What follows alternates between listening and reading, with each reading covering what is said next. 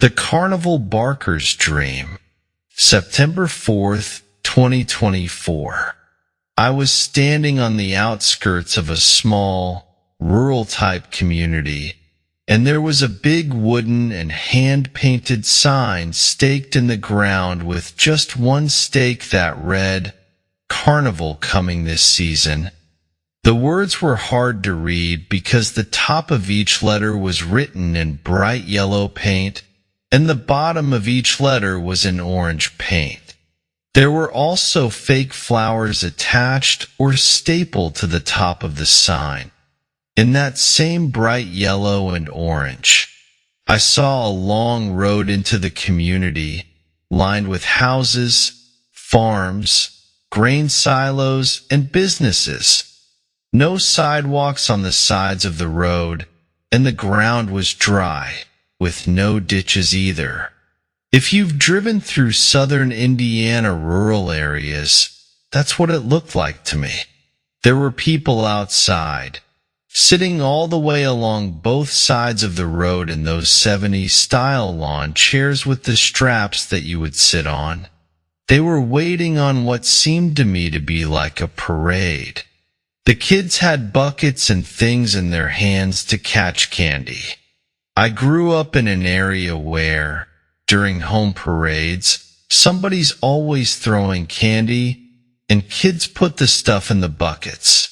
The kids had buckets, and the adults were looking at their watches and adjusting their hats and sunglasses as the sun beat down. It felt like a summer day. It was hot. On the horizon of the road, way down the way, two men came walking along. One was as skinny as a rail but sharply dressed. The other was very overweight and sloppy. I would use the word unkempt. The color of their suits, or their pants and things, was the same bright yellow I had seen on the sign. They had walking sticks in their right hands with deep, round orange stones set in rings on both hands. They carried their suit jackets over their left shoulders, and they were bright yellow as well. The suits resembled the best of the early 1900s season. There was a lot of throwback to the past in the dream, and each one of these men had black arm garters on each arm, right above their elbows. These arm garters appear to be very thick, like they were alive, moving while the men walked. You know, they both had their left arm with their jacket over their left shoulder, and you could see this thing just moving back here on their arm like from here, but they were moving. The people on both sides of the street stood up as these guys got close, like in most parades when the fire engine comes by. The first people stood, and as the men walked into town, everybody else kept standing beside them. Some in the crowd clapped, like they were glad to see the two men, but others looked at them very suspiciously. As the men walked by, they held single eyeglasses.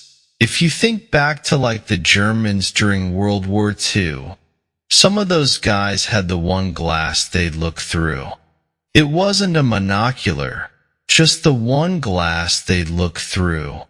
They were looking through these to see how far/close they were to town. The people who had previously seen the men at the beginning of the parade were now following them about 15 feet back, eventually following them into town and right up to an area of tents and carnival activities in the center of town. As they got closer, new signs appeared in that same yellow and orange wording. It said this: loose wild animals and magic tricks and sleight of hand up close and personal. There were 3 tents, with a big tent in the middle. It was empty underneath, but both of the smaller tents on either side were full of people and all sorts of games. There were many Carnival Barkers and the arm garters, and also the yellow pants as the two men who had walked into town were wearing. The rest of these men didn't have jackets, but they were barking and hollering at people to come under the smaller booth.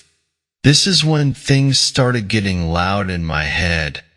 Hey you, hey this, hey that, you come here, try your luck. Some of them were very aggressive, some even pulling people by the arm and sleeve up to their booths. Some of the crowds resisted, but some handed over money to play. The key was they only accepted $100 or $50 bills. So, they wanted people to pay big money to play these games.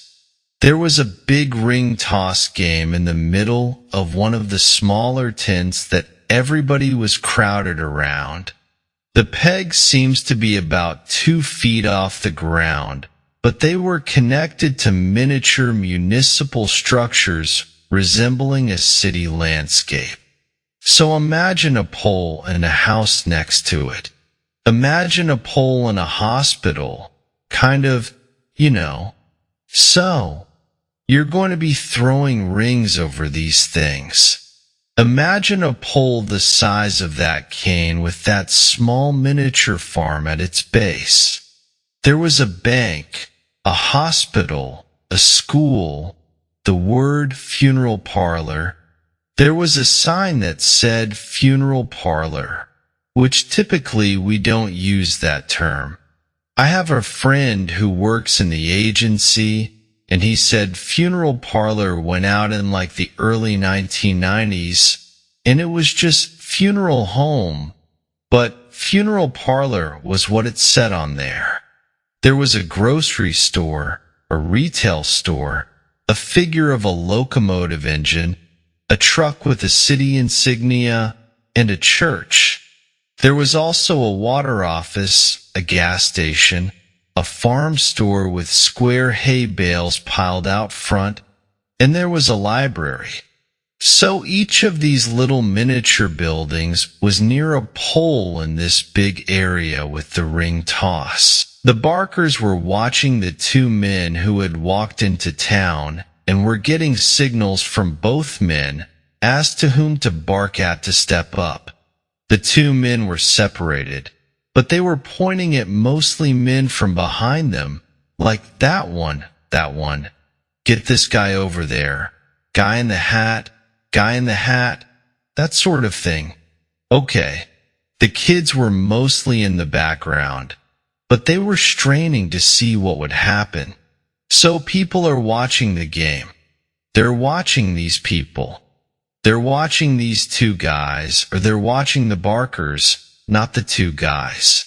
And then he spoke up and he said, step right up and try your hand to see if you can outwit the man in the middle. And as he said this, a big pole in the middle of the ring toss was uncovered, and on it was a very human-looking scarecrow that was moving and appeared to be talking. So it was almost like an AI robot. It was obvious this was not human, but it sure did look human. But it was not talking like normal humans speak. It was choppy and just creepy, not like in a Halloween way, but just creepy, like there was something not right about it. There were people moving around the 8 to 10 Barkers in the game area, giving their money, which was slipped into glass jars secured at each corner of the game area. So imagine these large glass jars at all 4 corners of the game area. The Barkers would take the money, and then they would pull their arm guard right off their arm and hand it to people. So the right hand would reach over, grab the arm garter on their left arm, pull it off, and it would snap back together and harden. Then they would hand this ring to the people to throw those things out. So it was like a gel-formed ring, but once broken from the arm, it would reattach hard enough as it was handed to them and became a ring big enough to throw around the poles. Okay, now, there were no prizes hanging from the ceiling, like you mostly see in carnivals, but there was a sign in the middle near the man that was the scarecrow, and it said, "Ring 5 and thrive. Ring but 4 tempt no more. Ring 3 and others will see." And the biggest man of the two, the one who was very much overweight and unshaven, called for everybody to listen to him. He said that anyone ringing at least 5 of the goals in a row would win all the money collected in the jars. And now, everybody was approaching the Barkers, handing over money hand over fist, just getting rings and throwing rings, and everyone was watching with intense eyes. So you had people, there's noise and noise and noise, people watching, and you've got this scarecrow in the middle that's just kind of watching everything too. A few people would get one ring over a pole, and the crowd would hush and get really quiet, like they were watching and listening, like E.F. Hutton had said something. And then they would watch as they threw the next ring. And if they missed, the faces were like, "Oh man, can you believe that?" It was just frustration, but their hands would go back to their wallets, and they'd hand over remaining cash to try again. Then people were getting mad and screaming at the Barkers, who just patiently listened. They were yelling and screaming, and the Barkers just listened and didn't make any facial expressions. Basically, "Hey, you're here to play the game, or what?" That kind of attitude. But they just kept handing over the rings and taking the money. And once the rings went over a pole, so imagine you've got a pole like this, and a small, like a house. The ring would go over, and then the ring would just crush it. It was like this thing was alive, and it would just squeeze and crush everything. It would destroy the school, the house, the library, whatever it was at the bottom. It would just get destroyed, because this thing would just jump in. And even more than that, the scarecrow in the middle would start getting taller every time something like that happened. It would become more animated, and it would become more belligerent and more rude, and a light would go out at the top of that pole, basically putting that piece out of place. So now no one else could throw a ring over this one. So there were fewer and fewer rings now. The lights were off the poles, and there was darkness above the area where you could see the things illuminated. The light would go out at the top of the pole when it was rung, and then that piece was out of play. People began to complain that there was no way they could win if they had to get 3 in a row because more and more pieces kept becoming unplayable. None of the Barkers seemed to be bothered by this at all. The big guy stood up and said, "Hey, we just enforced the rules. We didn't create them." And then he laughed so hard he fell on the floor and rolled in the dirt. So you've got this big guy rolling back and forth in yellow pants, a yellow jacket, silver, just yelling. He's just laughing and laughing and laughing. He looks literally like a pig in the mud.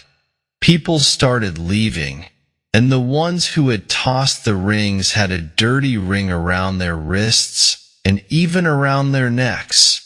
People were pointing it out to them, and some were trying to wipe it away, but if they touched the dirt part, it was like it spread to them. Many of you probably got a spit bath from your mom before you went in somewhere, and you're like, "No, get away, get away." Every time these people were trying to get this dirt off their necks and wrists, it would jump onto them, almost like it was alive. They'd come from the rings, so it was like dirt jumping onto them. People were grumbling, complaining, and leaving, while the barkers at the game were emptying those glass jars into a barrel at the foot of the scarecrow in the middle. And as the people left, down the same road they walked in on, I saw the man I see in the dreams. He walked right by me, face straight ahead. He was not recognized or noticed by anybody else because everybody was caught up in getting this dirt off or saying, "We're going to go home. How much money did you lose?" All those comments you'd hear after a carnival or something like that. All these people were caught up in frustrations and angst, and the man I saw, he was just dressed like most of the crowd. He had on jeans and a t-shirt, just normal. He walked through the gate into the game area, and I told Cherie, didn't put this in the dream, but he just kind of put his hand on the side and hopped over. You know, nothing was going to stop him from getting inside. So he hops over there, and he pokes that now very tall scarecrow in the middle. He just poked it in the middle, turned around, and this thing begins to deflate. And he's looking at me, looking around at watching situations. But he waits until the whole thing is down below him. It finally hits the ground, and he starts to speak, saying, "Empty promises never change, especially if they come from the man in the middle. Your loss, their gain. They're being squeezed as well, but they prefer you don't know that. Those pursuing anything other than my will always be angry at the world and blame me for their unprayed-about choices. Life will wring you and squeeze you and hold you. It will mold you into its own image and accept your soul as currency when you're through in this world. My church, you need to decide whether I'm the most important thing in your world, or you will lose me in your pursuits of everything else. It's about your willingness to surrender to my will alone and nothing else, because nothing will satisfy me.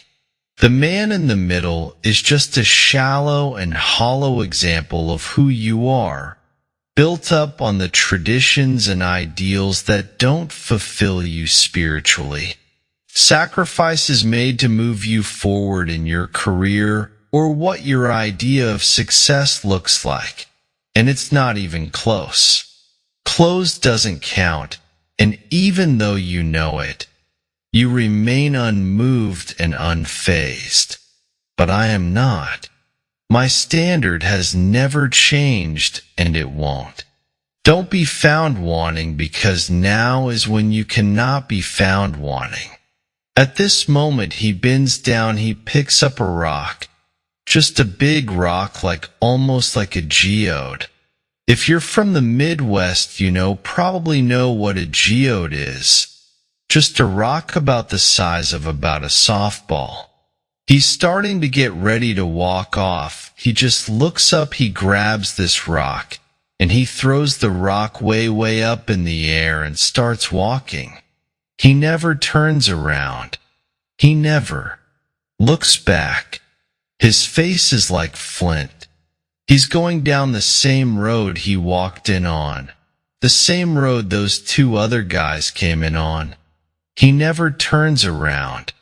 I'm seeing the rock get bigger and bigger, and finally it comes down and it crushes all 3 tents, and that was the end of the dream that I had.